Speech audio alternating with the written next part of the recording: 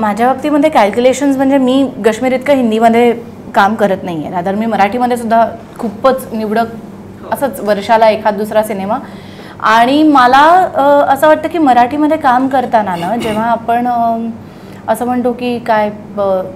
लोक थिएटरकडे वळत नाही आहेत वगैरे वगैरे वगैरे ज्या काही गोष्टी आपण बोलत असतो, तेव्हा ॲक्टर म्हणून किंवा या मराठीमध्ये काम करणारा कोणीही, मग तो दिग्दर्शक असू दे, निर्माता असू दे, त्या सगळ्यांची ही जबाबदारी आहे की तुम्ही उत्तमच प्रोजेक्ट्सचे भाग असले पाहिजेत. म्हणजे मला माझी अशी इमेज तयार करायची आहे की मृण्मयी जर का एखाद्या सिनेमामध्ये आहे तर ती असे तसे सिनेमे करतच नाही,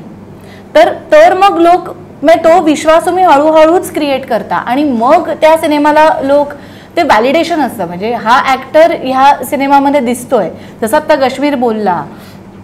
की तो दिसताना फक्त चांगल्या सिनेमांमध्येच दिसत आलेला आहे की त्याची मूल्य असतील, कदाचित कथेच्या बाबतीमध्ये किंवा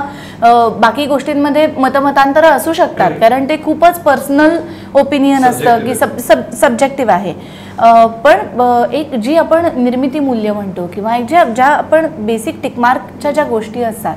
तर त्या तर असल्याच पाहिजेत आणि ती मला माझी जबाबदारी वाटते आणि म्हणून तो आलेख आत्तापर्यंत असा ठेवलेला आहे. म्हणजे याच्या व्यतिरिक्त माझं एक वेगळं लाईफ चालू आहेच आहे, म्हणजे पूर्णपणे वेगळं लाईफ चालू आहे की ज्याच्यामधून तो बॅलन्स म्हणण्यापेक्षा माझ्या गरजाच इतक्याशा आहेत आयुष्यातल्या. म्हणजे मी अभिनेत्री आणि काय ते ग्लॅमर आणि हिरोईन वगैरे जरी असले तरी मला मुळातच जास्त लागत नाही जगायला, मला एवढंच लागतं आणि जे मला पुरतं आणि उरतं आणि त्यातून मी माझं बाकीचं आयुष्य अत्यंत सुंदर आणि समृद्ध पद्धतीने जगू शकते. त्यामुळे तो ना बॅलन्स जेव्हा तुम्ही क्रिएटिव्ह क्षेत्रामध्ये असता तेव्हा तो बॅलन्स तुम्ही कसा साधता ते त्या ॲक्टरनी किंवा त्या माणसानी ठरवायचं असतं, पण तो साधला जातो प्रत्येकाच्या बाबतीमध्ये जर का तुम्हाला चांगलं काम करण्याची भूक असेल तर. नुसतंच एक काहीतरी दिवस भरत राहायचं आणि रकाने भरत राहायचं आणि आज मी काहीतरी केलंच पाहिजे या माइंडसेटची मी पण अजिबातच नाही आहे, तर त्याच्यामुळे ते